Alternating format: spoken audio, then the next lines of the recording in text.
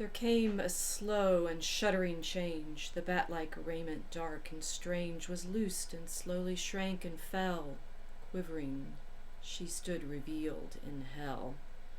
About her slender shoulders hung her shadowy hair, and round her clung her garment dark, where glimmered pale the starlight caught in magic veil. Dim dreams and faint oblivious sleep fell softly thence in dungeons deep. An odor stole of elven flowers from elven dells, where silver showers drip softly through the evening air, and round there crawled with greedy stare dark shapes of snuffling hunger dread. With arms upraised and drooping head, then softly she began to sing a theme of sleep and slumbering, wandering, woven with deeper spell than songs wherewith an ancient dell, Melian, did once the twilight fill, profound and fathomless and still. The fires of Angband flared and died, smoldered into darkness. Through the wide and hollow halls there rolled unfurled the shadows of the underworld. All movement stayed and all sound ceased, save vaporous breath of orc and beast. One fire in darkness still abode, the lidless eyes of Morgoth glowed. One sound the breathing silence broke, the mirthless voice of Morgoth spoke. So Lúthien, a liar like all elves and men, yet welcome, welcome to my hall, I have a use for every thrall. What news of Thingol in his hole, shy, lurking like a timid vole? What folly fresh is in his mind, who cannot keep his offspring blind from straying thus, or can devise no better counsel for his spies? She wavered and she stayed her song. The road, she said, was wild and long, but Thingol sent me not, nor knows what way his rebellious daughter goes. Yet every road and path will lead northward at last, and here of need I trembling come with humble brow, and here before thy throne I bow. For Lúthien hath many arts, for solace sweet of kingly hearts. And here of need thou shalt remain, now Lúthien, in joy or pain, the fitting doom for all, for rebel thief and upstart thrall. Why should ye not in our fate share of woe and travail? Or should I spare to slumber limb and body frail, breaking torment? Of what avail here dost thou deem thy babbling song and foolish laughter? Minstrels strong are at my call, yet I will give a respite brief, a while to live, a little while, though purchased dear, to Lúthien the fair and clear, a pretty toy for idle hour. In slothful gardens many a flower like thee the amorous gods are used, honey sweet to kiss and cast, then bruised, their fragrance loosing under feet. But here we seldom find such sweet amid our labors long and hard, from godless idleness debarred. And who would not taste the honey sweet, lined to lips or crush with feet the soft cool tissue of pale flowers, easing like gods the dragging hours? Ah, curse the gods, O hunger dire, O blinding thirsts, unending fire. One moment shall ye cease and slake your sting with morsel I here take. Welcome, I'm Professor Rachel Fulton Brown, and this is The Forge of Tolkien. What did you think of what I just read? What scene is this? Here Lúthien, elven maid, is stripped, naked, revealed in hell for Morgoth to slaver over. Does this make Tolkien sexist? We wonder. Well, what's interesting about this story is of course, the Lay of Lúthien, to which I've been gesturing these many episodes previous, that it's the story of Beren and Lúthien in its fullest form that Tolkien wrote. I'd say the fullest form is in the Silmarillion in the sense that the narrative goes. But the Lay of Lúthien, this some 4,000 lined poem, it peters out, and he didn't actually finish. So it should have been a longer poem, but this poem in octosyllabic couplets. You'll catch the rhymes at the end of each pair of verses. Those are the couplets, and the octosyllabic is the 8 syllables. This is the longest version of the story that Tolkien crafted, and the one over which he worked most intensively. Although Tom Shippey explains in The Road to Middle Earth that there are in fact as many as 8 different versions of the tale of Beren and Lúthien. This was the tale at the heart of all of Tolkien's storytelling. It's the tale that anchors the romance at the center of the Lord of the Rings, not Sam and Rosie's, but Aragorn and Arwen's, as we learn in the appendix to the Lord of the Rings, Appendix A, that Aragorn had been singing a part of this. It's called the Lay of Lúthien in the appendix, but it's the same story, the Lay of Lúthien, which tells of the meeting of Lúthien and Beren in the forest of Nelderoth. And behold, so he's wandering in the forest in Rivendell, and behold, there Lúthien walked before his eyes in Rivendell, clad in a mantle of silver and blue, fair as the twilight in elven home. Her dark hair strayed in a sudden wind, and her brows were bound with gems like stars. Now, of course, that Aragorn has not, in fact, seen Lúthien. He's seen Arwen, her great-great-granddaughter. I hope I got that numbers of greats right. But when he sees her, he calls to her in the name that Beren had given Lúthien when he fell in love with her, Tinúviel, even as Beren had done in elder days long ago. And Arwen laughs and says, no, that's or answers gravely, actually, but then laughs, for she understands that she's kin to our Aragorn. But this is the story. Beren and Lúthien's romance is the when I say heart, it's like the thing that Tolkien put at the center of all of his longing, all of his storytelling, all of his song. And as I've mentioned a number of times, particularly when he's talking to Christopher about, what headstone to put on his wife Edith's grave, he pointed out that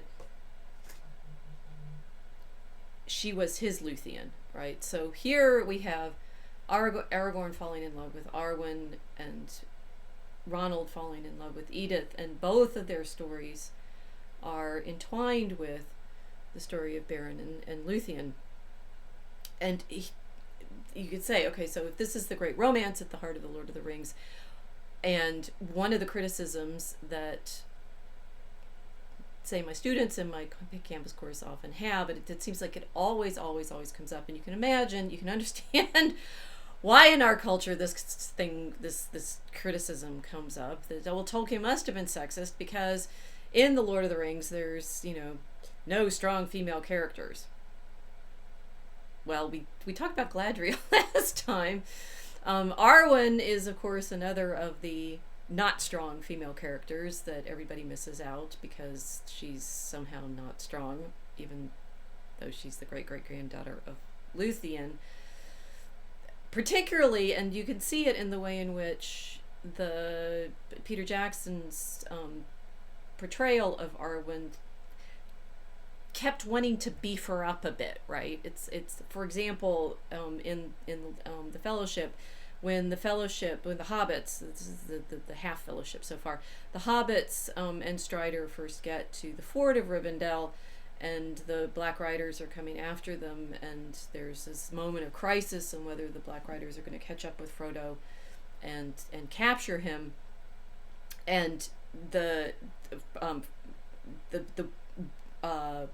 waters come down from the river, and they look like horses, the sort of horses that overwhelm the horses of the Dark Riders. And in the movie, well, because Arwen doesn't have that many speaking roles in the Lord of the Rings proper, in the movie, of course, they give her a moment there where she is the one who speaks the spell that makes those waters rise, and therefore in effect saves the hobbits, saves Frodo. That's not, of course, the way it happens in the book itself. It's it's Glorfindel, who is, I'm sorry, I thought I had this marked.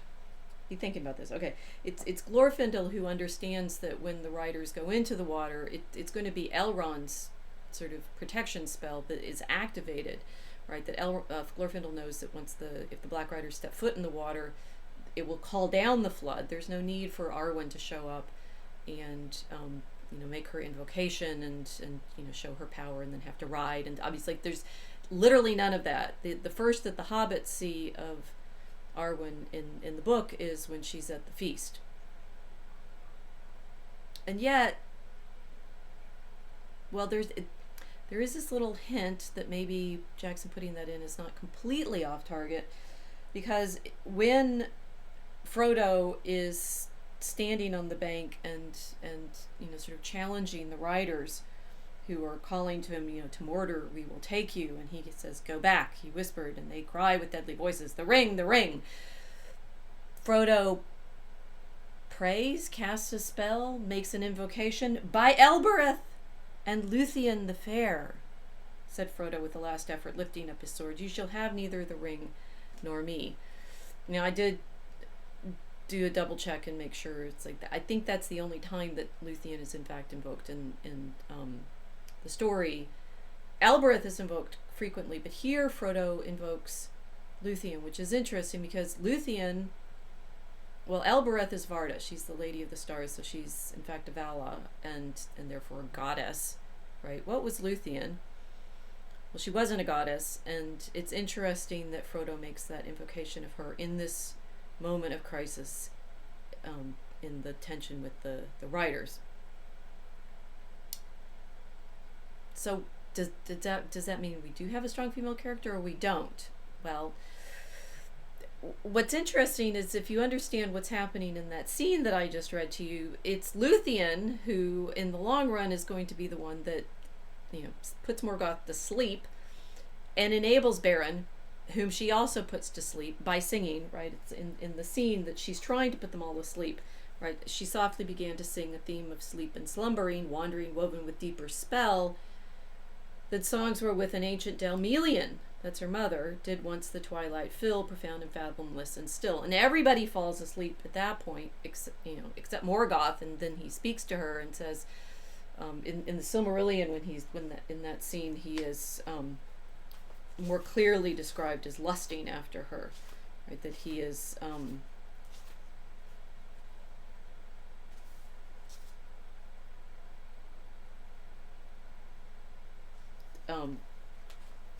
there Lúthien was stripped of her disguise by the will of Morgoth, and he bent his gaze upon her. She was not daunted by his eyes, and she named her own name and offered her service to sing before him after the manner of a minstrel. Right?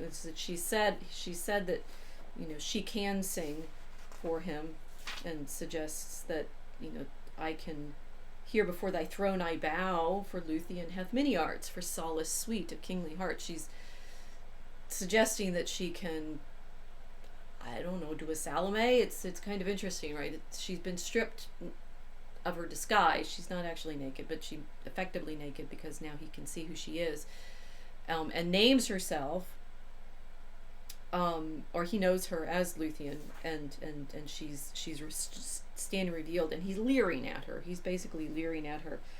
Then Morgoth, looking upon her beauty, conceived in his thought an evil lust, and a design more dark than any had yet come into his heart since he fled from Valinor.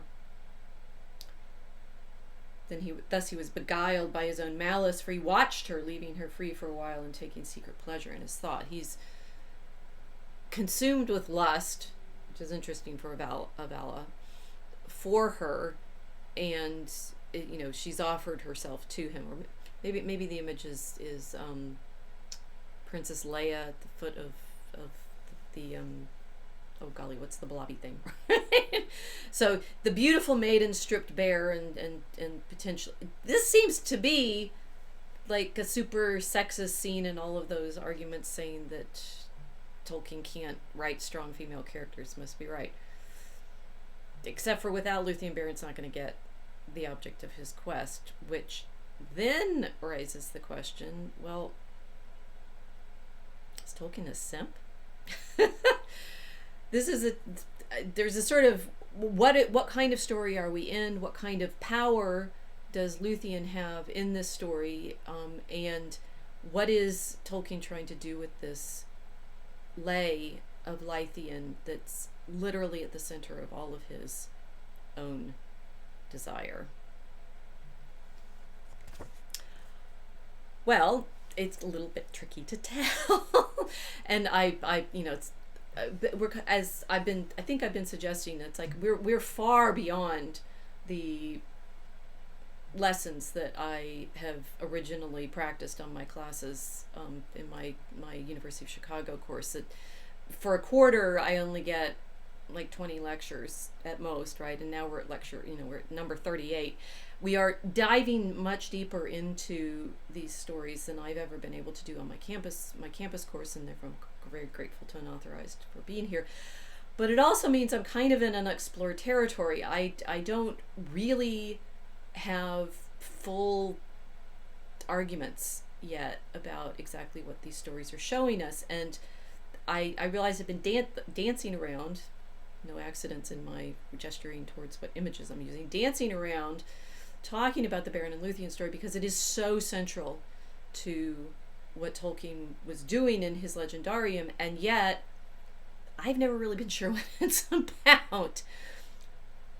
Happily, I'm kind of not the only one. The interesting thing about it is, although saying it's central, we've got multiple versions of it. It's central to the Silmarillion.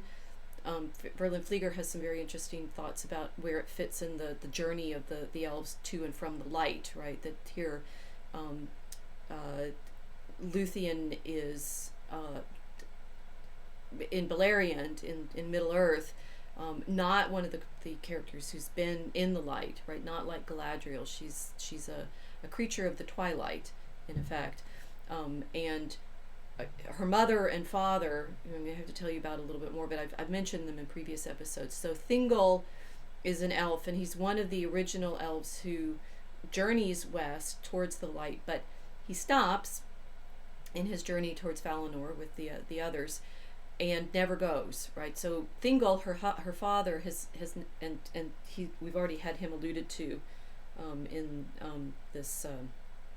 this scene, that Thingol sent me not, nor knows what way his rebellious daughter goes, right? So she's rebelling against her father. It's like, what kind of character, what kind of, sort of not strong female character is this? She's going against her father's own wishes and telling Morgoth, the great enemy, that she's there basically without her father's knowledge. Nobody's coming to save her, right?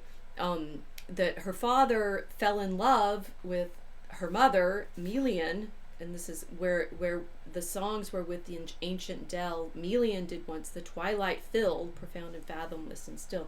Her mother's a great singer as well, and her father fell in love with her mother, hearing her singing, and basically never wanted to go see the light of the Blessed Realm. So Lúthien is in Berlin Flieger's story is more about the sort of elvish moving away from the light.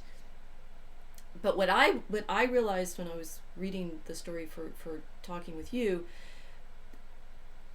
that I don't think anybody has really treated or thought about or talked about, at least in the range of scholarship that I've looked at, is the singing, right? It's a story about light, as all of these stories are, but Lúthien's song is absolutely critical, and to realize that when Aragorn sees her, she's walking, but and he calls to her Tinúviel, and Arwen asks him, "Why did you call me that?" And I said, he says, "Because I believed you to be indeed Lúthien Tinúviel, of whom I was singing."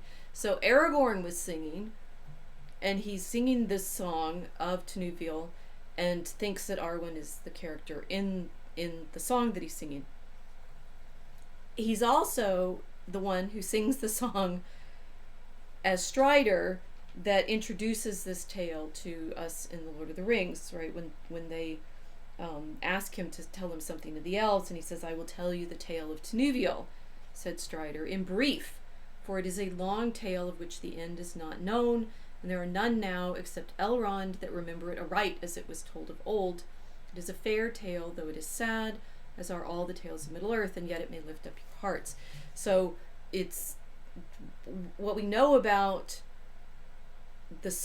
what we know about the story is that we are introduced to it through Strider singing it, that Aragorn is singing the story when he meets Arwen, that the version that we have of it that Tolkien, gave us the I say best, right? If you compare the Lay of Lúthien in the octosyllabic couplets with the story as it's told in the Silmarillion, the story as it's told in the Silmarillion is nearly unreadable in comparison, which is interesting because we usually don't think of verses as particularly readable. There's something about it needs to be told in verse, and when Strider summarizes it for it, he sings a few stanzas and then says that is a song, he said, in the mode that is called Anthanath among the elves, but it's hard to render in the common speech, and this is but a rough echo of it, that the only way you can properly tell this tale is in song, and it's about singing. Okay, so that's to me one hint that there is something about the story in its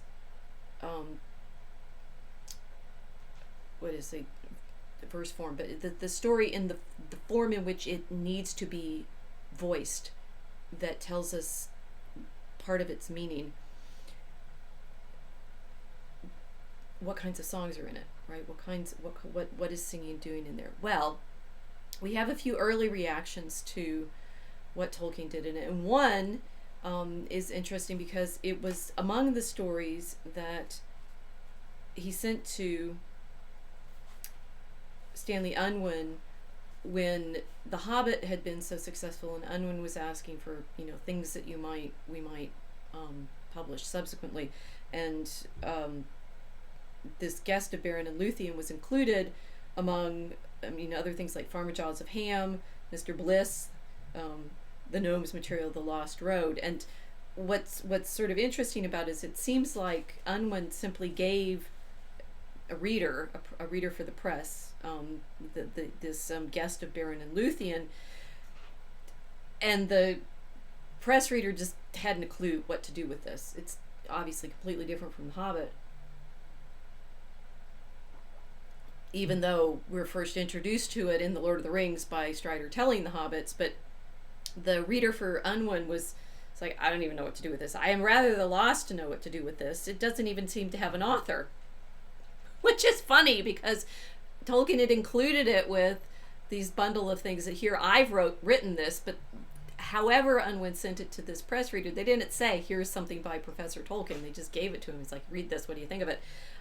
And so the reader's initial response was, not even who's the voice, but is this new, right? He says, it doesn't seem to have an author or any indication of sources, etc.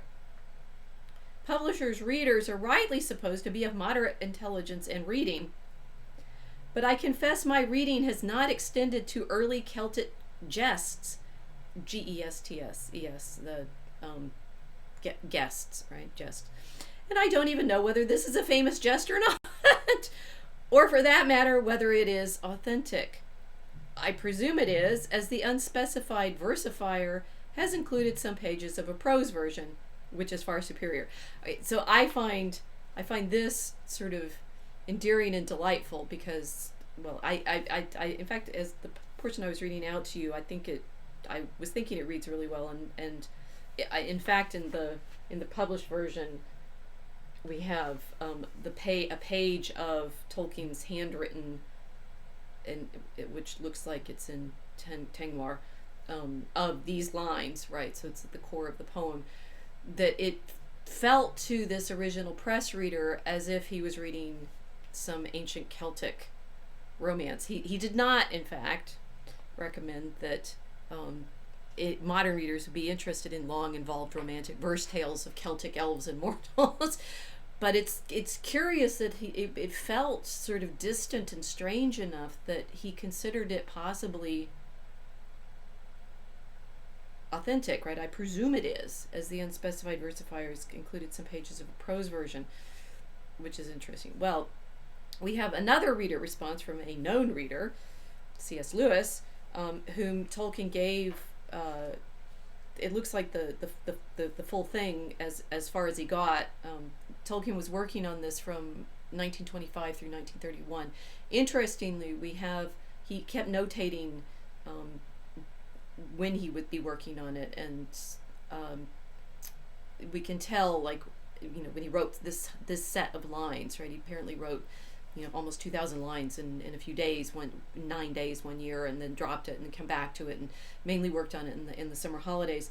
At the end of 1929, after he'd been working on it for a few years, he gave C.S. Lewis a typescript of it, and Lewis wrote some comments to him, interestingly pretending that he was reading different different manuscript versions of it, right? He has sorry, now I found there's a more glossary of the words that Lewis wrote out some notes, and he's actually writing like corrections to what he thinks are overly precious word choices and things like that. But he wrote it out to Tolkien as if the text itself was an authentic Celtic composition, and that we had different variants of it, and Lewis would say, in this variant it says such and such, and I think that's better, which was his gentle way, Christopher says, of telling his father, here's some revisions. And it looks like Tolkien did use some of Lewis's corrections, and then others of them he rejects with exclamation marks. And where did that go? This is the note on the original submission. The Lay of Lúthien recommenced. Oh, here are the notes. So, for example, at one line, Lewis had said, the chiasmus is suspiciously classical. H, the other, pretend manuscript gives this other thing, and against this my father scribbled, but classics did not invent chiasmus, it's perfectly natural, blah blah blah. So there's a sort of wonderful evidence of the way in which Lewis and Tolkien actually collaborated in the notes that Lewis gave to Tolkien. But overall, Lewis says he greatly enjoyed it. I sat up late last night and have read the geste as far as to where Beren and his gnomish allies defeat the patrol of orcs above the sources of the Narog and disguise themselves in the riaf, Old English garments, weapons taken from the slain. I can quite honestly say that it is ages since I have had an evening of such delight, and the personal interest of reading a friend's work had very little to do with it. I should have enjoyed it just as well as if I picked it up in a bookshop by an unknown author. The two things that come out clearly are the sense of reality in the background and the mythical value. Those two things are interesting. It's like even though it's in verse is not a popular tale form for modern readers. My Telegram Dragon poets, we publish Centrism Games, which I hope you all are purchasing and reading and enjoying, and we're working on another story, a children's story with animals, an animal fable. It's kind of a quest too, in verse, right? We're not as used to reading stories in verse. At least Tolkien and Lewis were back in 1930s, 1920s, 1930s. Still, there was some sort of comfort and familiarity with the older tale forms like Chaucer, Shakespeare's plays, Chaucer tales, Milton tales, Lord Byron. But now, do we feel like there's a sense of reality behind the verses? I put it to you that with the verse tale, the Lay of Lúthien, which I'm going to try to convince you to want to read the whole of, it's in the Lays of Beleriand in the History of Middle-earth. It feels more real when you read it in the verse than when you read it in the Silmarillion prose version. So, but there's this sense of reality in the background and the mythical value. and this is a very interesting thing that Lewis says. The essence of a myth being that it should have no taint of allegory to the maker, and yet should suggest incipient allegories to the reader. That the essence of a myth that it should have no taint of allegory to the maker. There's no indication, as usual, that Tolkien meant this to be anything other than a tale, right, of elves and mortals and this adventure, right, and getting the Silmaril back from Morgoth. If you don't remember that, I'll get you to the summary. I'll get you the synopsis in a second. But no taint of allegory to the maker. It's fundamentally a tale of adventure, right? And yet should suggest incipient allegories to the reader. Now, as far as I could tell, Lewis didn't make notes on what those incipient allegories were, and I'm wondering, right? I'm sort of wrestling with this, exactly what allegories are there. Well, the last clue, we have one that the 3 clues that I'm suggesting to you about, sort of how to read this, how to think about it. One, the press reader thought it was an authentic Celtic geste, right? So there's this medieval feel to the tale itself. And it does have, it has more, to me it has a more Arthurian feel than well, I guess they mean Celtic means Arthurian, but anyway, it has a very Arthurian sort of feel to it, even though Tolkien doesn't tend to like Arthurian modes as much as his Old English modes, right? Lewis is reading it and thinking it has this mythical quality, which then points to an allegory which is not there in any way for the storyteller. And then there's the title, right? There's the sort of curiosity of the title. And Christopher, in his notes, before we get to the geste of Beren and Lúthien, explains that, okay, the full title is The Geste of Beren, son of Barahir, and Lúthien the Fae, called Tinúviel the Nightingale, or The Lay of Lúthien, Release from Bondage. Right, so Tinúviel means nightingale, or daughter of the twilight, or Flieger goes through a very nice discussion of all of the different roots in the Tinúviel name, and it's had dark night song, right? Nightingale, singing at dusk. So Tinúviel's name is a clue potentially in the meaning of the story, but the Lay of Lúthien, it's release from bondage. And Christopher says, my father never explained this, and if we are left to choose, he doesn't say Lúthien, release from bondage. If we are left to choose, if we will, among various applications that can be seen in the poem, nor did he leave any comment on the significance, if there is a significance, of the likeness of Lúthien, Leithian, to Lúthien. If I were an English speaker, maybe I could make these sound different. Leithien, England. So it could be the Lay of England, Christopher is suggesting potentially. In the tale of Elfwine of England, the elvish name of England is Lúthien, which was earlier the name of Elfwine himself, England being Lútheni. But at the first occurrence only of this name, the word Lúthien was penciled above it, and the sketch of the mythology of England was still Lúthien, and that time Thingol's daughter was also Lúthien, but this was amended to Lúthien, and this is in the form of the 1930 version of the Silmarillion, blah, blah, blah. So it's released from bondage, but it's England, and Lúthien's name is England, and there's no explanation of what the bondage is. Well, there is a hint, potentially in one of the sort of rewritten stanzas at the end, as it were.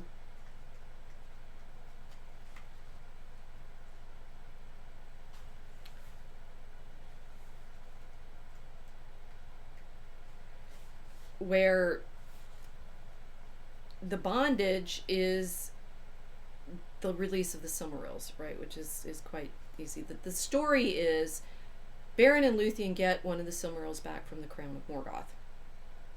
All right, and you would know that if you had read The Lord of the Rings carefully, right? And how they get it, I'm going to tell you in a bit. But the in claws of iron the gem was caught, the knife them rent as they were not, but brittle nails on a dead hand. Behold, the hope of elven land, the fire of Feanor, light of morn, before the sun and moon were born. Thus out of bondage came at last, from iron to mortal hand it passed. There Beren stood. And so Beren now holds the gem in his hand. The jewel he held, its pure radiance slowly welled through flesh and bone and turned to fire with hue of living blood. That it could be as simple as this, the Silmaril is cut from the bondage that it's been in Morgoth's Iron Crown, now to be held in Beren's hand, and glowing there, right? It's like when Beren is holding the Silmaril, it is in the oldest version of this.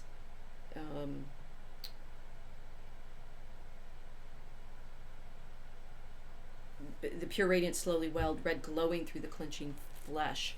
He's holding the Silmaril in his hand, and it's glowing, and that's like living. It's encased in life, as opposed to as it had been held in the Iron Crown before, encased in death. So maybe the release from bondage is the release of the Silmaril from the bondage of Morgoth's crown, and that's that. Except for, well, that's not exactly the way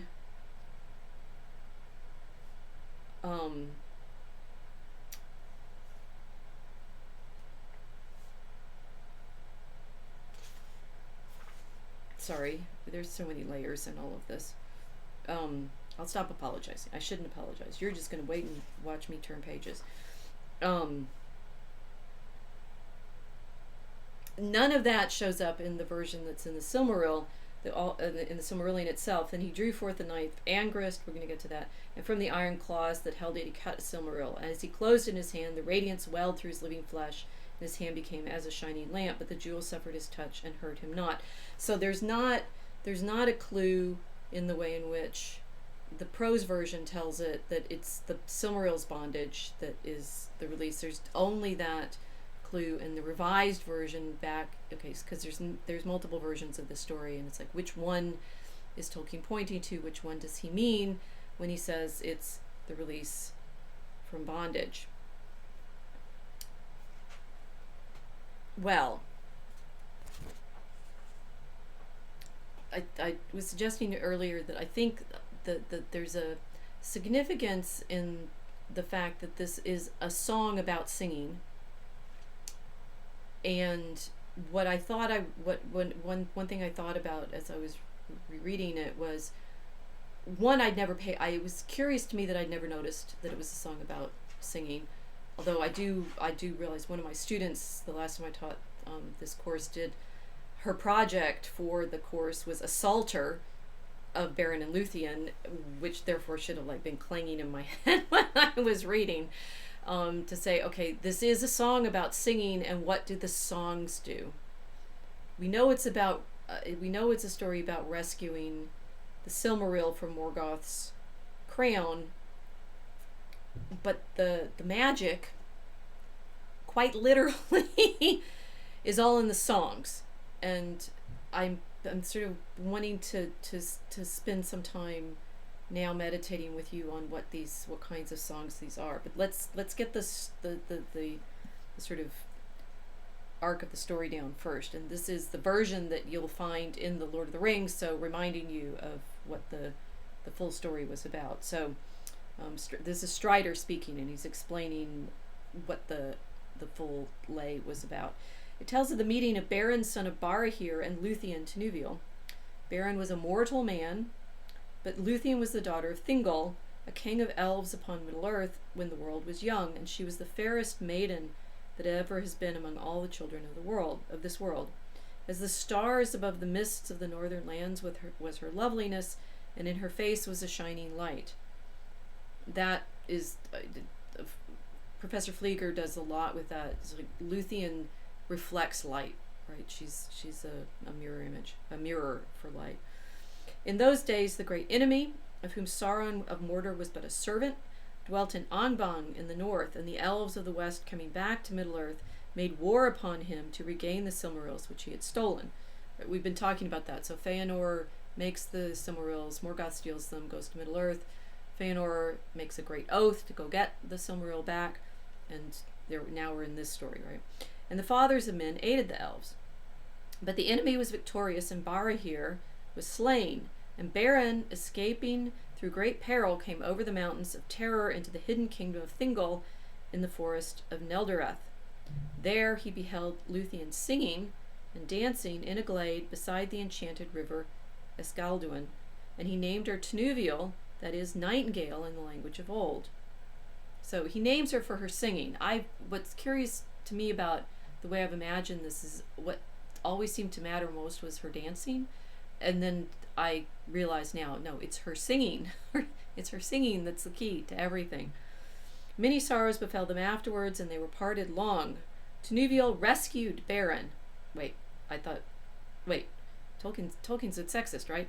Tinúviel rescued Beren from the dungeons of Sauron, and together they passed through great dangers and cast down even the great enemy from his throne, and took from his iron crown one of the 3 Silmarils, brightest of all jewels, to be the bride price of Lúthien to Thingol, her father. Oh wait, sexism again.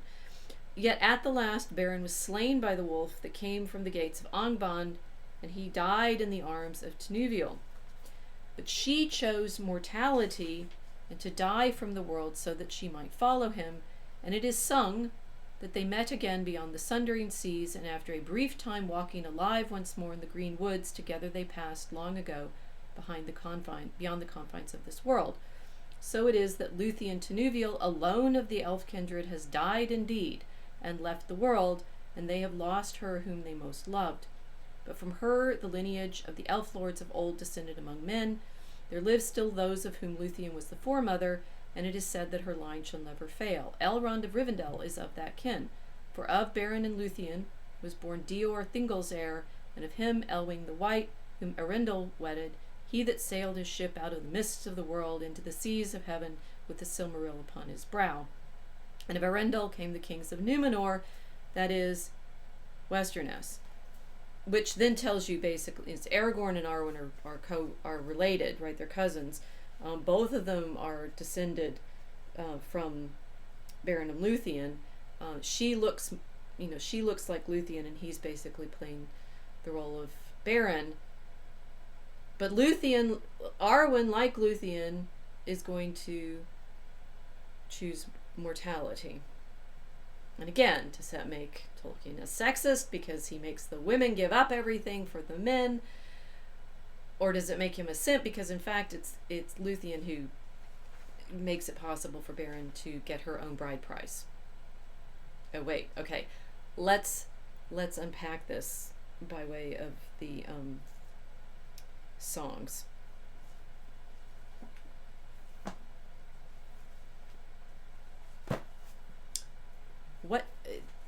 There's a number of major songs, and I won't be able to sing them all for you, but I want to draw your attention to how significant each of these songs is in the story. The first and sort of backstory song, is that Melian, Lúthien's mother, was singing when Thingol, with the company of the elves, encountered her, and it was because of her mother's singing that her father never went to the Blessed Realm, right? That Melian is of the Maiar, and therefore effectively a goddess, like lesser Vala, and Thingol falls in love with her because of her singing, and his kin walk away, right? So he stays enchanted still one moment to hearken to the thrill of that sweet singing in the trees. Thus Thingol sailed not on the seas, but dwelt amid the land of trees. A Melian he loved, divine, whose voice was potent as the wine the Valar drink in golden halls, where flower blooms and fountain falls. But when she sang, it was a spell, and no flower stirred, nor fountain fell. Singing is a spell. And that is all of the magic that happens, this sort of Celtic, mystical, magical story in this, all of it happens round singing, which then you realize, I started thinking maybe you're just reading the libretto, right? This is in fact an opera, and the different, you know, major events are around the different arias that the characters are singing. So the first one, Melian sings and chants Thingol, and her singing is a spell. So you will not therefore be surprised to find that it is Lúthien singing that Beren is first drawn by, that she's dancing, and Dairon, who's the minstrel who is going to betray her to her father because he's in love with her too, right? The minstrel's playing and she's dancing. Then clearly thrilled her voice and rang with sudden ecstasy. She sang a song of nightingales. She learned, and with her elvish magic turned to such bewildering delight, the moon hung moveless in the night. She can sing so beautifully the moon stops. And this it was that Beren heard, and this he saw without a word, enchanted dumb, yet filled with fire of such a wonder and desire that all his mortal mind was dim. Her magic bound and fettered him, and faint he leaned against a tree. So she sings so beautifully like a nightingale. The moon stands still, and Beren struck dumb. The Melian can sing, and Thingol is struck, you know, enchanted and capped in her spell. Lúthien sings, and Beren is overcoming. Once you realize, you pay close enough attention, it's like, okay, Strider is telling the story, and he falls in love with Arwen when he's singing. But over and over and over again in this tale, we have the men basically struck voiceless by the beauty of the women's voice. The women have voice, and the men fall silent and are rapt by it. That he sees her, and then when he gazed, and as he gazed, her hair within its cloudy web did snare the silver moonbeams, sifting white between the leaves and glinting bright. The trimless starlight of the skies was caught and mirrored in her eyes, and he's further fallen in love. So there's, I mean, to pay attention to the play between song and light, I think, is very important. To the moon standing still, and now her hair, which is dark, right? We talked in the last episode about Galadriel with her golden hair. That Lúthien's hair, and therefore Arwen's hair, is meant to be dark, but it catches the dark light, right? This twilight, the nightingale, the moonlight, and Beren is captured by that. He spends some time wandering in the forest for several seasons before he's able to catch up with her. And what's interesting is it's how he catches her, right? So he's been entranced by her singing, and now it's spring, right? And he's come across her and finds her singing again, and this is the moment that we show up in the Lord of the Rings, where Beren catches her, right? This is the way it's told in the lay. A night there was when winter died, then all alone she sang and cried and danced until the dawn of spring, and chanted some wild magic thing that stirred him till it sudden broke the bonds that held him, and he woke to madness sweet and brave despair. He flung his arms to the night air, and out he danced unheeding fleet, enchanted with enchanted feet. He sped towards the hillock green, the lissom limbs, the dancing sheen. He leapt upon the grassy hill, his arms with loveliness to fill.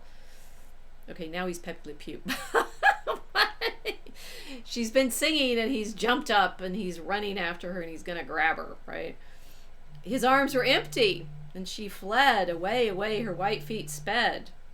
But as she went, he swiftly came and called her with the tender name of nightingales in elvish tongue, that all the woods now sudden rung.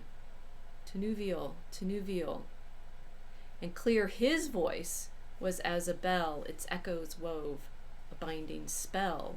Tinúviel, Tinúviel, his voice such love and longing filled. One moment stood she, fear was stilled. One moment only, like a flame, he leaped towards her, and as she stayed, and caught and kissed, that elfin maid. So she's enchanted him with her song. He catches her when he cries out her name, Nightingale, Nightingale, Tinúviel, Tinúviel, and it's that his voice is so filled with love that she stops, and that gives him the opportunity that he has to capture her.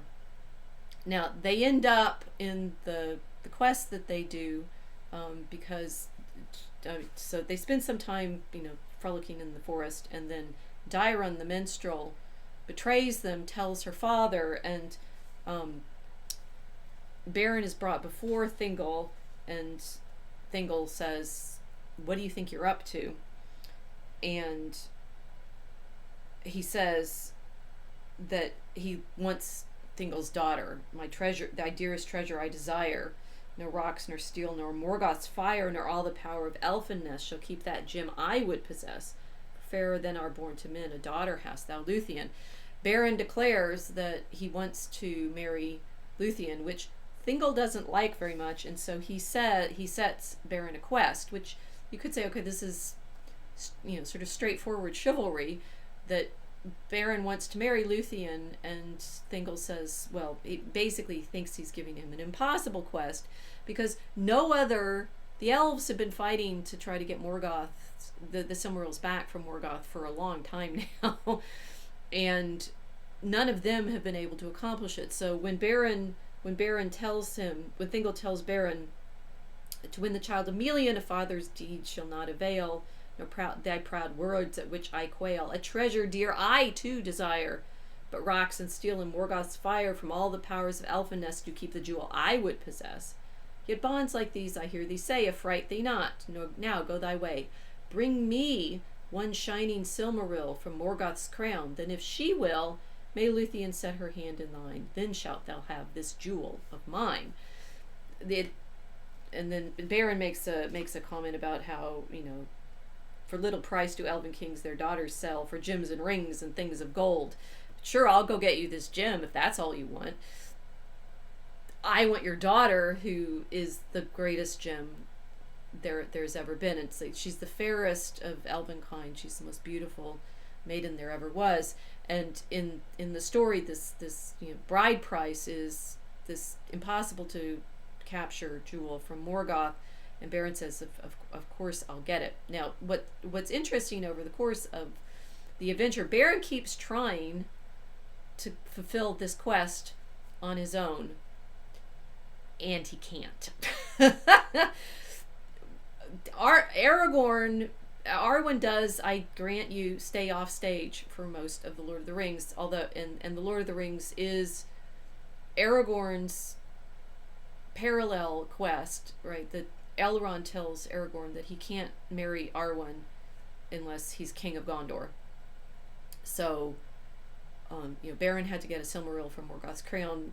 Aragorn has to stand up against Sauron and become king of Gondor. But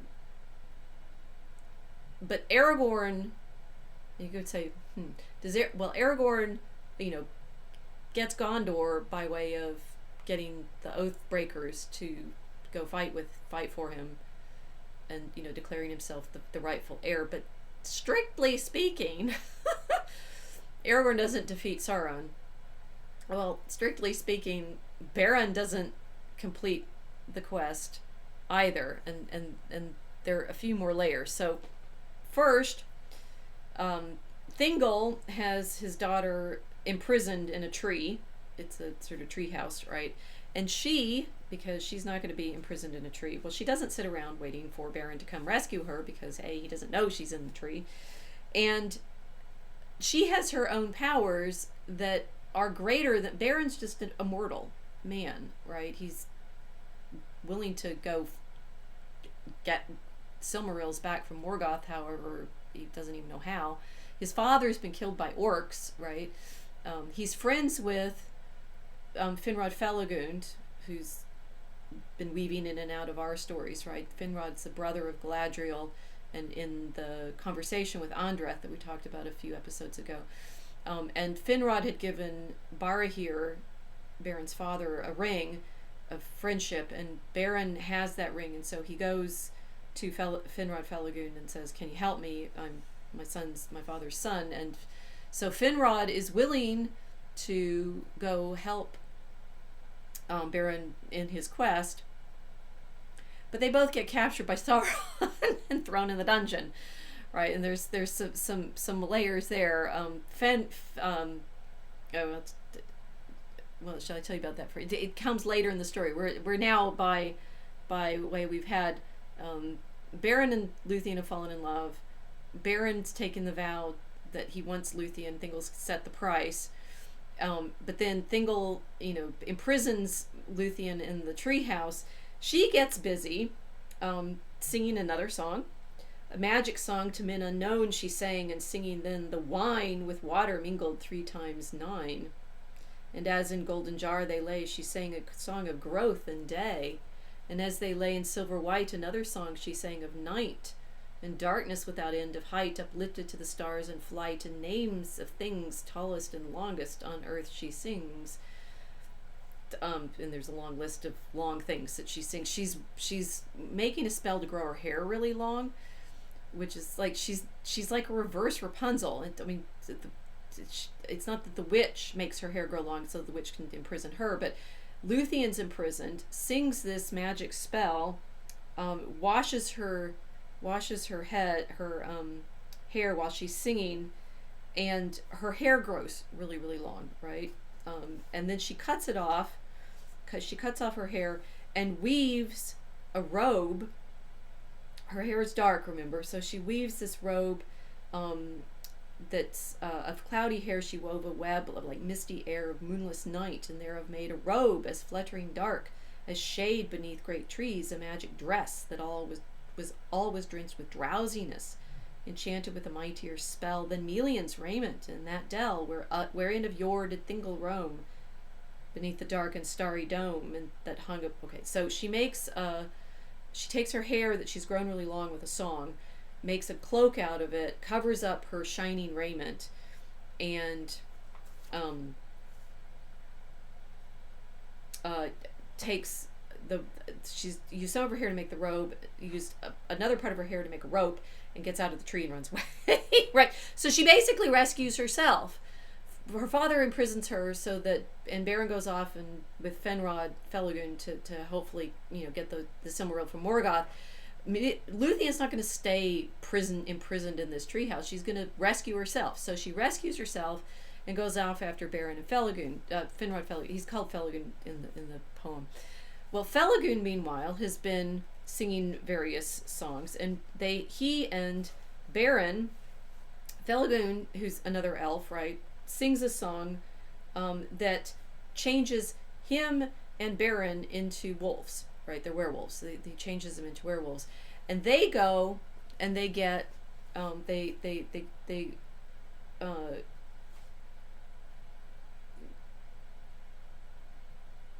go to the fortress where Thu is, and Thu is this Gorthu who is in fact Sauron, right?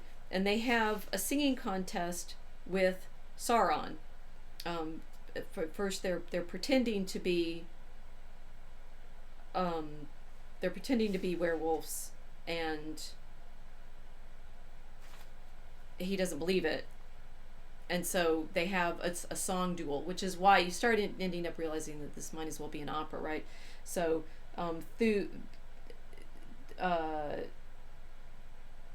he's asking them, who do you serve,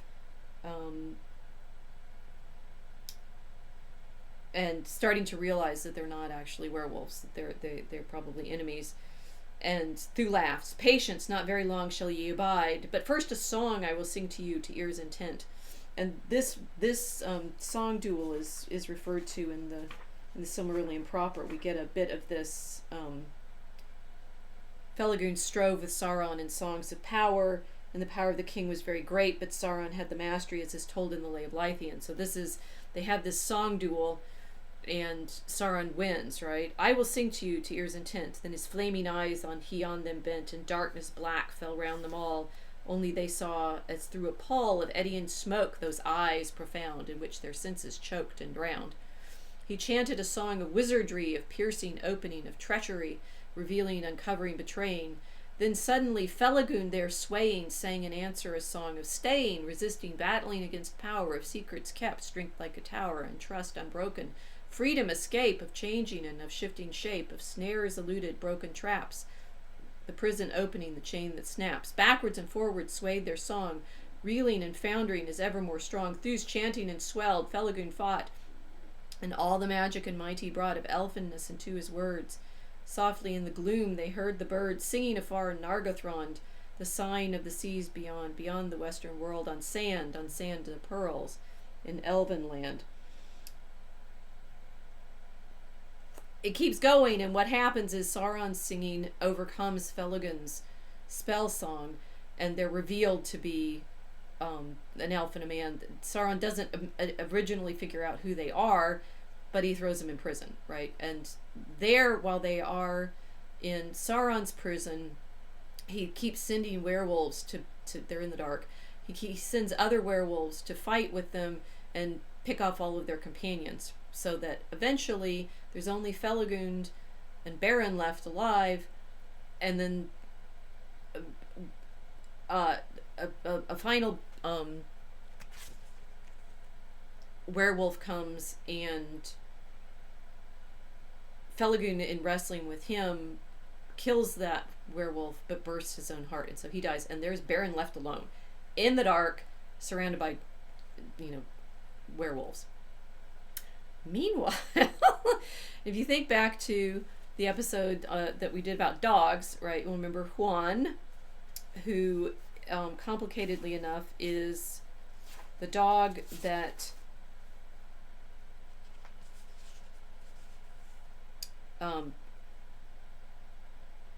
Fëanor's son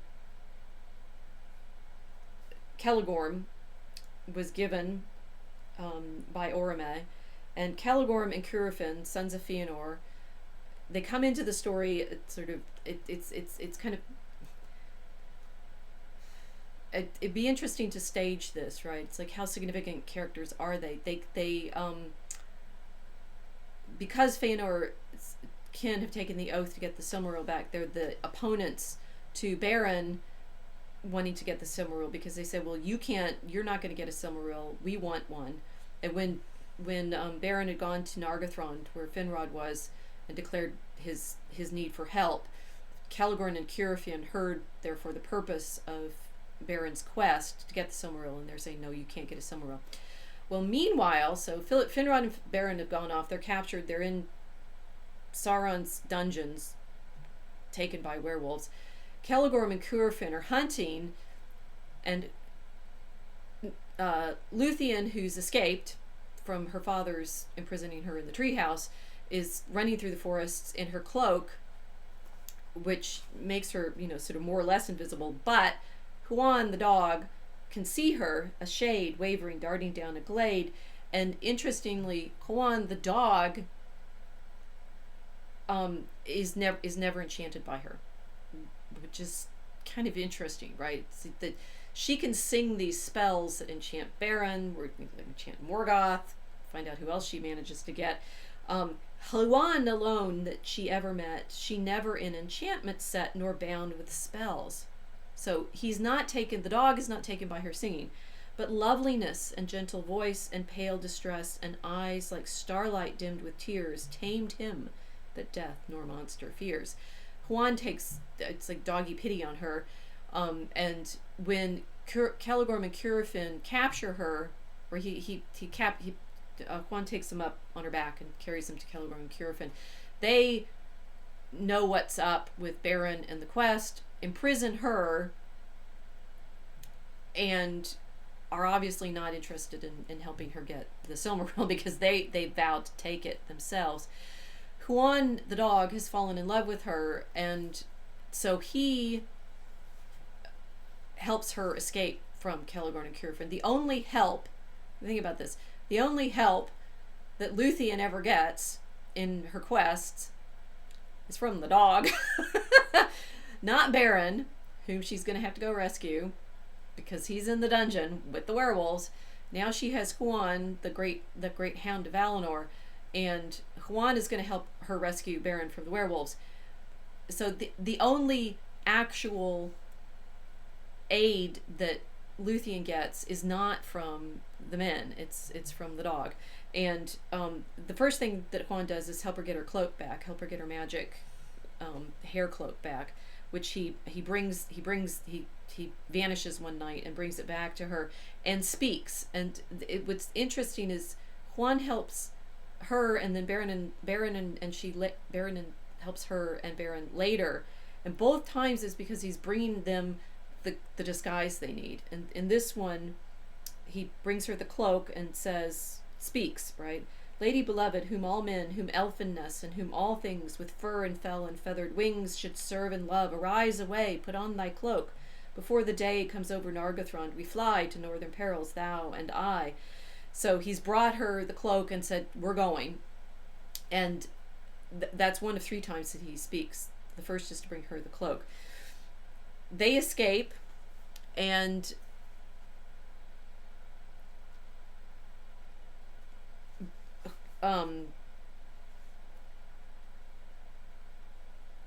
Huan takes her to where... Oh, I skipped a passage. Sorry. Huan takes her to where Beren is imprisoned, and she starts singing. Okay, they're here. So we've had like the Rapunzel moment. Here is the Richard II imprisoned, and the minstrel, he hears the minstrel outside and sings back moment from the Third Crusade stories, right? So she starts singing. The silences were sudden shivered to silver fragments, faint there quivered of voice and song, that walls of rock, enchanted hill and bar and lock, and powers of darkness pierced with light. He felt about him the soft night of many stars, and in the air were rustlings and a perfume rare. The scent is also really important here. So the singing, the light, and the scent seem to go together. The nightingales were in the trees, slim fingers, flute and viol, seized beneath the moon, and one more fair than all there be or ever were, upon a lonely knoll of stone, in shimmering raiment danced alone. Then in his dream it seemed he sang, and loud and fierce his chanting rang, old songs of battle in the north, of breathless deeds, of marching forth to dare uncounted odds, and break great towers, and of great powers and towers and strong walls shake, and over all the silver fire that once men named the burning briar, the 7 stars that Varda set about the north were burning yet, a light and darkness, hope and woe, the emblem vast of Morgoth's foe. And then, okay, so he's dreaming he's singing, and in fact he is singing, and Lúthien hears him singing, and she sings back, and they discover themselves. So she starts singing, realizes that she's found Beren, and as she sings, Sauron sends out werewolves to get them, and she's basically luring the werewolves out of the fortress, and as they come out, she sang on one by one. Huan gets the werewolves and kills them, right? And the last great werewolf that Sauron sends out is Draugluin. He manages to survive long enough to tell Sauron's Thu that Huan is there. He gasped and died.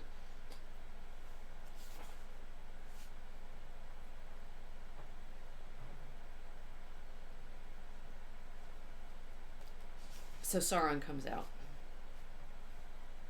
Right.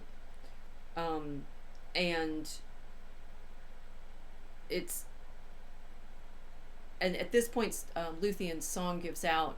She faints and swooning. And Sauron fights Huan, who holds him while he shape changes, and Lúthien wakes up long enough to say to Sauron, this is Sauron, right? Sauron, the Lord of the Rings, right? He hasn't made the rings yet, but he's just got werewolves that Huan has killed all of.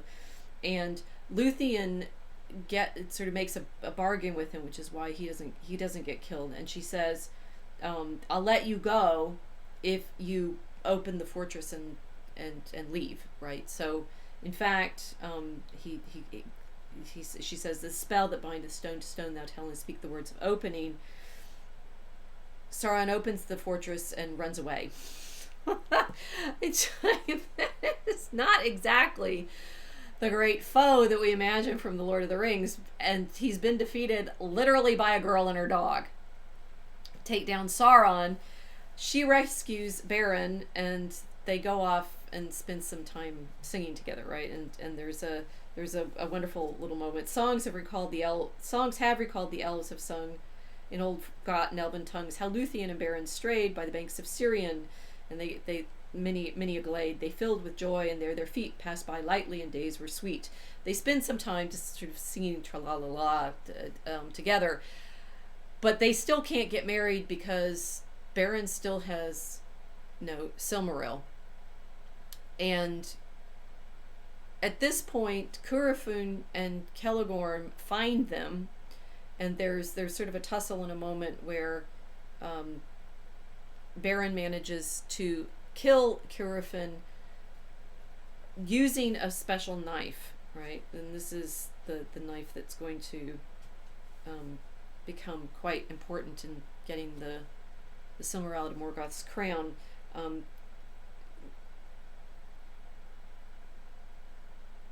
Let's see. I've lost track of exactly how the Beren leaps on Curufin.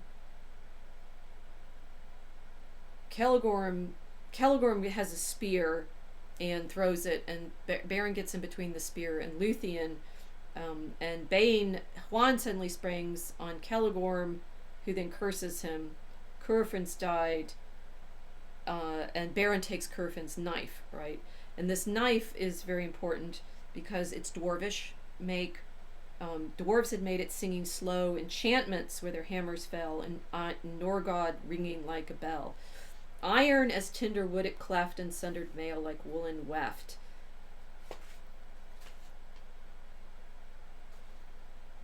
But now Beren has it. Okay, so Beren takes Curufin's knife, but he's been wounded by Celegorm's spear.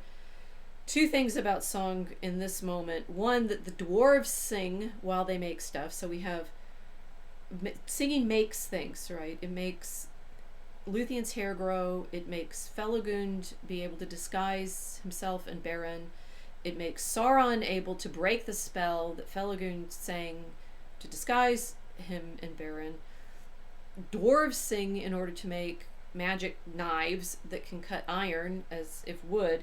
And now Lúthien sings to heal Beren, right? A song more potent than in runes or leech's lore hath since been writ. And he survives being stabbed by Celegorm.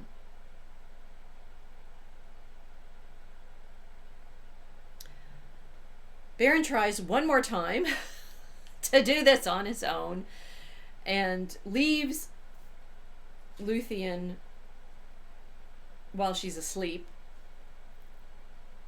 tells the dog to guard her, and rides off.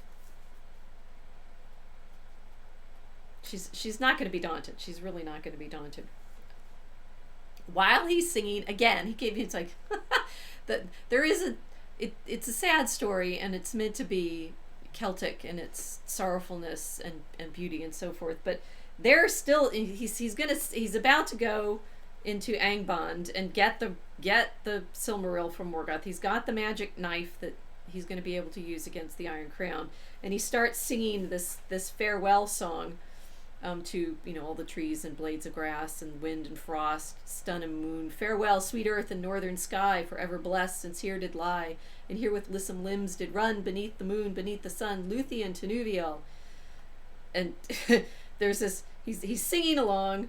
Beren, came a sound almost too late have I thee found, O proud and fearless hand and heart, not yet farewell, nor which. She's heard him singing again, and rushes up, and there they are, and he's like, well, okay, I guess I'm coming, you're coming with me.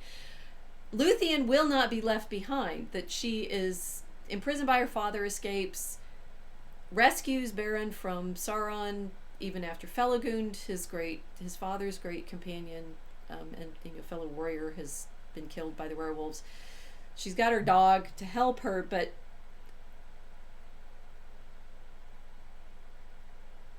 he and Beren says, I curse this oath that I took, and she says, "You're not going without me." Again. So now this time, she sings. She's okay. So now this time, Kwan shows up again, and he's going to speak another time. And just as in the previous moment, he's brought her cloak back that Celegorm and Curufin had taken. This time, he's been even more clever. Clever dog here. He's has the skin of the last werewolf that he killed, Draglúin, and he has a bat skin, bat-like garb with mighty-fingered wings, a barb like iron nail at each joint end.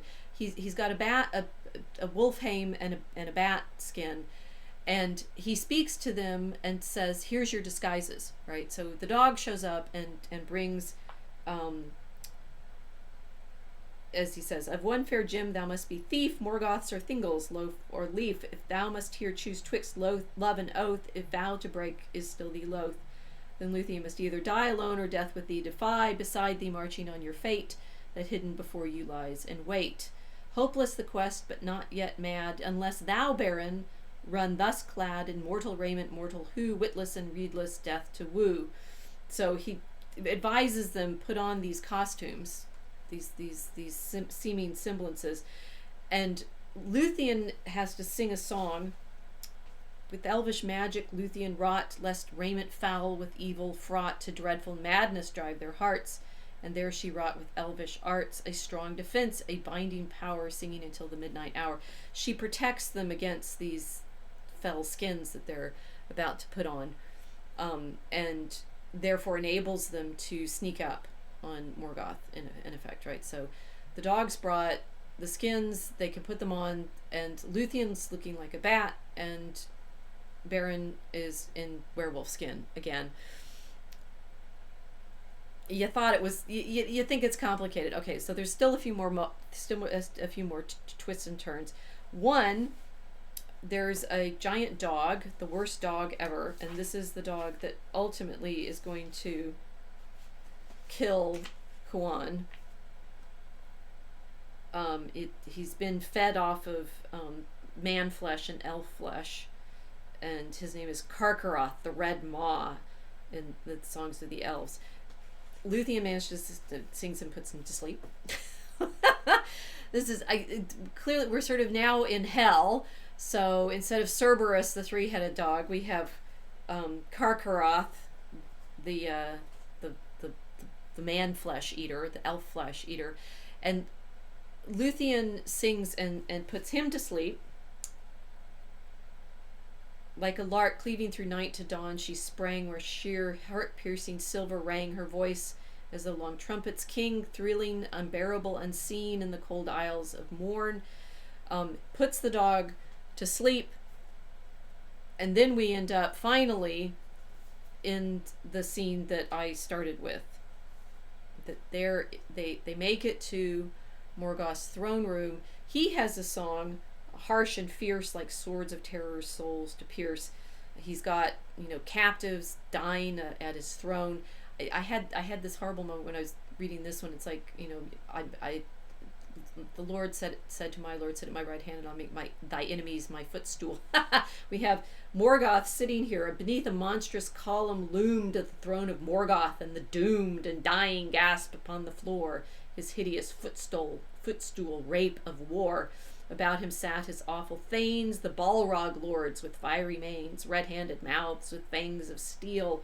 Devouring wolves were crouched at heel, and o'er the host of hell there shone, with a cold radiance clear and wan, the Silmarils, the gems of fate, imprisoned in the crown of hate. Okay, so here we are, finally in Morgoth's throne room. Balrogs everywhere, orcs everywhere, werewolves everywhere. Carcharoth has been put to sleep by Lúthien singing. Lúthien is disguised as the bat, and Beren is disguised as a werewolf. And they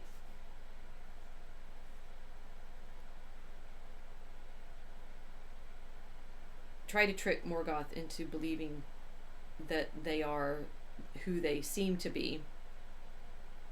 And he calls her liar and breaks that first spell, and that's at the point where she stands revealed, right? He says, "Liar art thou, who shall not weave deceit before mine eyes. Now leave thy form and raiment false, and stand revealed and delivered to my hand." And that's the moment that I opened with, where she is now stripped of her bat likeness. She's no longer Batgirl. Yeah, seriously, we need heaven forfend what Amazon is making of these stories. Although I think it's doing the Second Age, so it's doing the Númenórean story. She's Batgirl, and I guess we have Wolverine. So Batgirl and Wolverine. No, okay. So, but she's been stripped of her bat guise, and now is simply in her shadowy hair. Around her clung her raiment dark, which glimmered pale, the starlight caught in magic veil. She tries singing the sleep song that she needs, and Morgoth is not put to sleep at this point. He says, "Well, I have plenty of minstrels, and what are you going to do? Right? What are you going to do?" She tries again, and it works this time. Suddenly her song began anew, and soft came dropping like a dew down from on high in that domed hall, her voice bewildering, magical, and grew to silver murmuring streams, pale falling in dark pools in dreams. She let her flying raiment sweep, enmeshed with woven spells of sleep. As round the dark void she ranged and reeled, from wall to wall she turned and wheeled in dance, such as never elf nor fay before devised, nor since that day. Then swallow swifter than flitter mouse, in dying light round darkened house, more silken soft, more strange and fair than sylphine maidens of the air, whose wings in Varda's heavenly hall in rhythmic movement beat and fall. Down crumpled orc and balrog proud, all eyes were quenched and all heads were bowed. The fires of heart and maul were stilled, and ever like a bird she thrilled above a lightless world forlorn, in ecstasy enchanted born. All eyes were quenched, save those that glared in Morgoth's lowering brows, and stared in slowly wandering wonder round, and slow were in enchantment bound. Their will wavered and their fire failed, and as beneath his brows they paled, the Silmarils like stars were kindled, that in the reek of earth had dwindled, escaping upwards clear to shine, glistening marvelous in heaven's mind. Then flaring suddenly they fell down, down upon the floors of hell. The dark and mighty head was bowed, like mountain top beneath a cloud. The shoulders foundered, the vast form crashed as in overwhelming storm. Huge cliffs and ruins slide and fall, and prone lay Morgoth in his hall. His crown there rolled upon the ground, a wheel of thunder. Then all sound died, and a silence grew as deep as were the heart of earth asleep. So, because Lúthien, Morgoth has taunted her and said, dance for me. So she's like, okay, I do. And she sings for him, and he falls asleep. Now, Beren's also falling asleep, and she has to wake him up.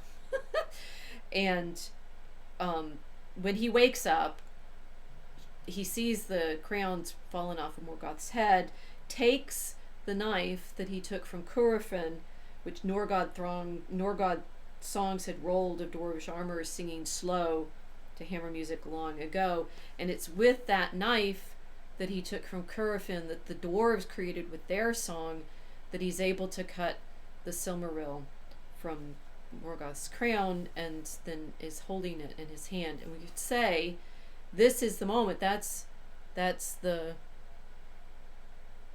release from bondage. Or is it? And that's when things get a little tricky, because we don't have the rest of the poem in any more detail. What we have is the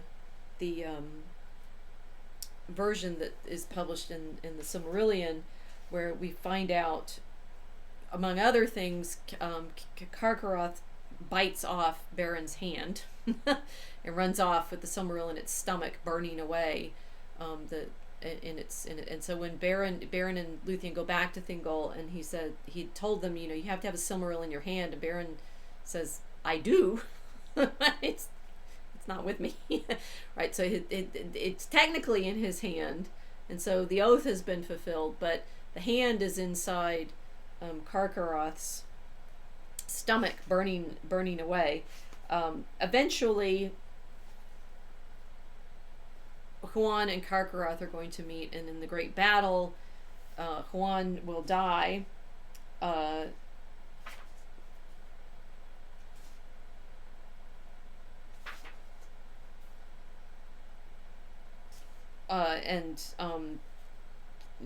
There'll be a great battle between Carcharoth and Huan. No battle of wolf has been like it, and Huan in that hour slew Carcharoth, but there in the woven woods of Doriath his own doom long spoken was fulfilled, and he was wounded mortally, and he speaks for the third time to say goodbye to Beren. They Mablung and Beleg cut the belly of the wolf open, and there's the Silmaril. So this is ultimately how the Silmaril is recovered, not directly from Beren taking it back to Thingol, but because it's in Carcharoth's stomach. But then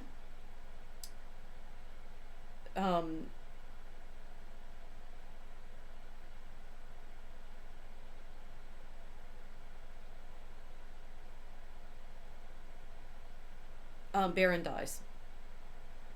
And this is the last of the songs of Lúthien, which we don't actually have the one that she sings before Mandos to beg for some kind of recovery of Beren. And it really is too bad. If you see how, the power of the poetry in the Lay of Lúthien, and the fact that Tolkien, when he pitches the story with the new material after The Hobbit, it's not taken up. They say no thank you, although it is the greatest of the stories in the collection. It's never published.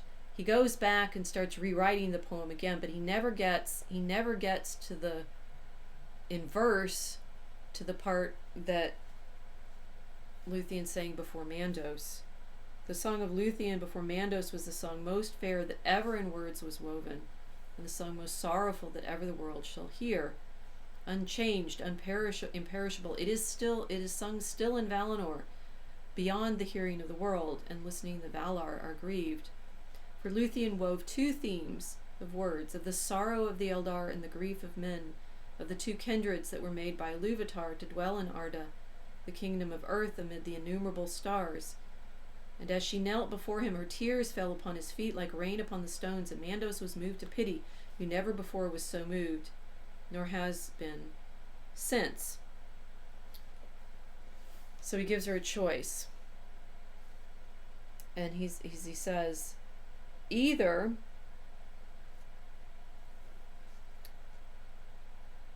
she should be released and go to Valimar and live there with the Valar, but Beren couldn't come with her.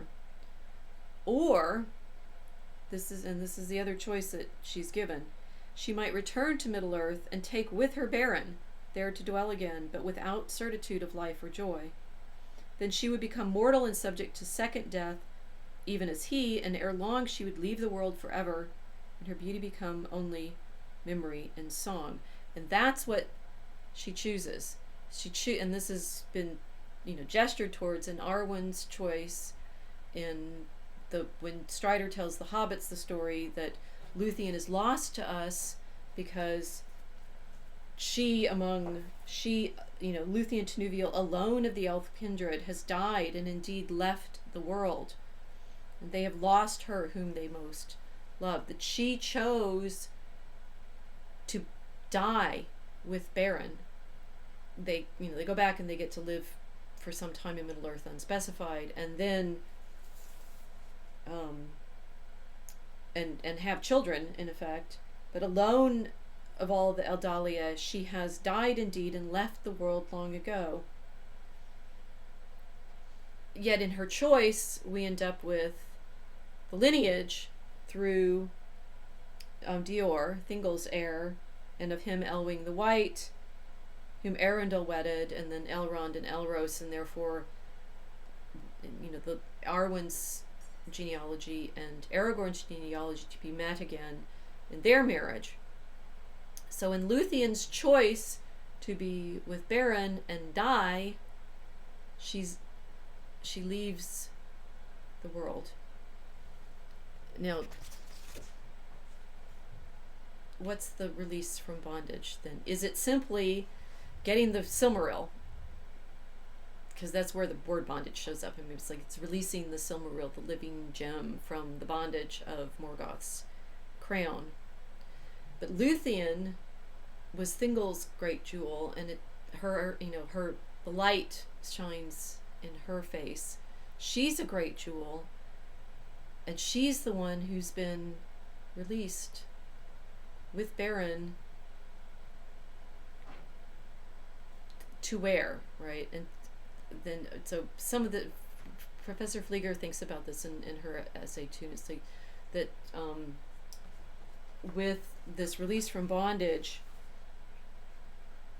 she says, I suggested the key to his intended message in the last word, bondage. Through death, men can let go of life. They have been released from bondage to the world. That the elves cling to the world in their deathlessness. They're bound to this realm, the Middle Earth, including, their ability to go to the Blessed Realm. And yet, human beings who die, the men who die, are released utterly to go where the elves know not. Why should that be escape, release from bondage? And I've been thinking about the elves a lot lately. Obviously, we've been doing episodes about elves, and I've been trying to understand what to think about elves, because Tolkien obviously loves the elves. He wants them to be the fates of elves and men to be intertwined, and the salvation in the story comes from that intermarriage, right, between Beren and Lúthien, or Arwen and Aragorn. And it's I think significant. Arwen is also given this choice to go to Valinor, and in the movies you see her wrestling with that choice, but in the book she makes it when she plights her troth with Aragorn. But she gives her place to Frodo, right? So Frodo, interestingly, who at the ford prays to Elbereth and Lúthien for rescue from the Black Riders, in the end, Arwen, the image of Lúthien, gives him her passage to Valinor, as it were, right? It's like, I give up my place on the ship. You can go. You can, and then also lies down and passes out of the story. Why is this?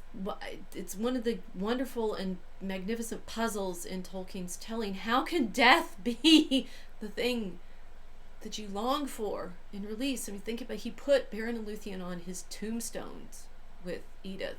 Why is that our release?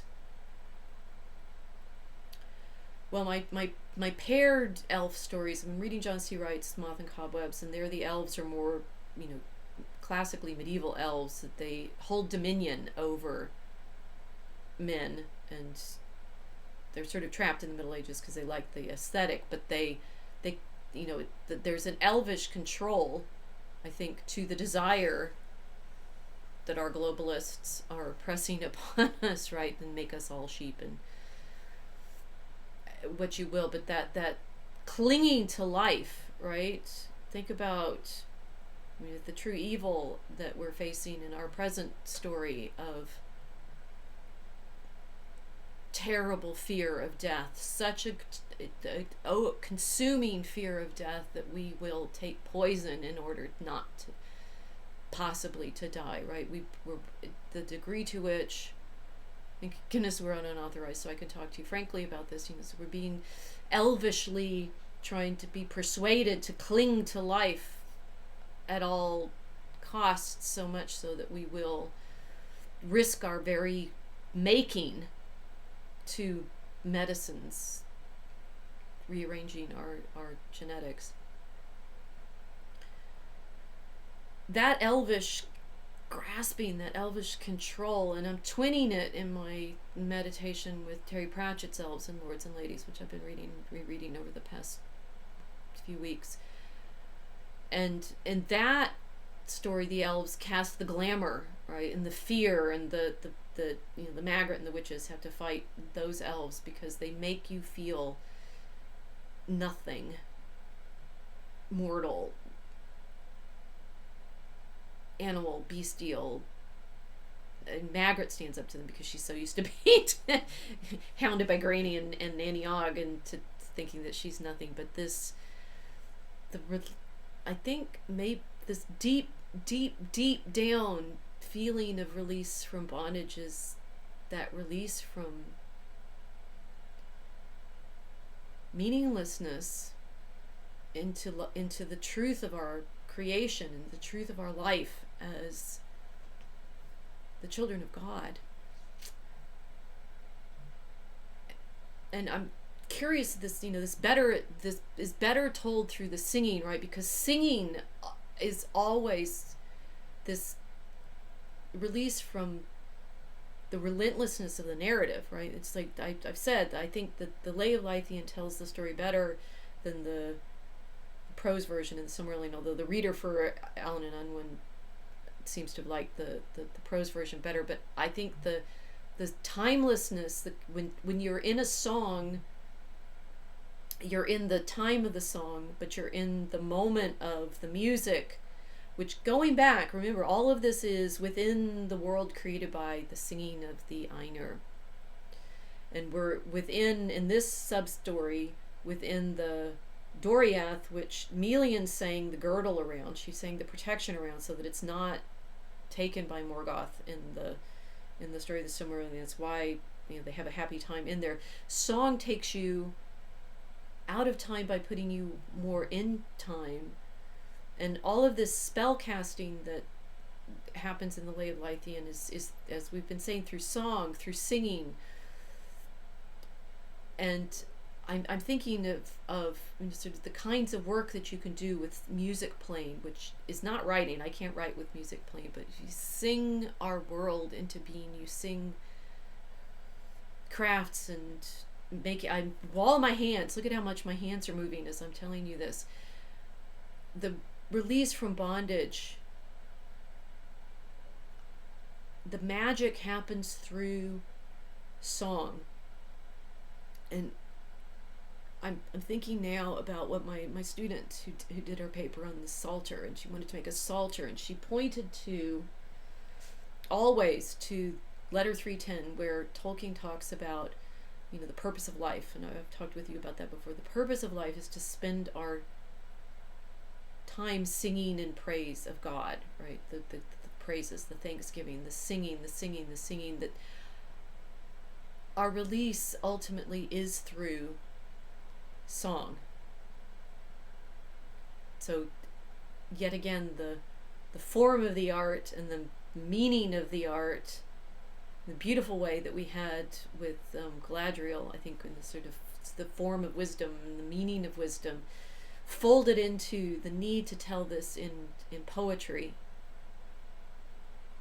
Is that no wonder the great fairy tale, the geste that Tolkien told of his own release from bondage, was in a poem.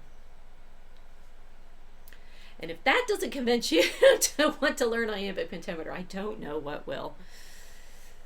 We need to learn to write poems again. We need release from the bondage of prose. Certainty, I think, is the lesson.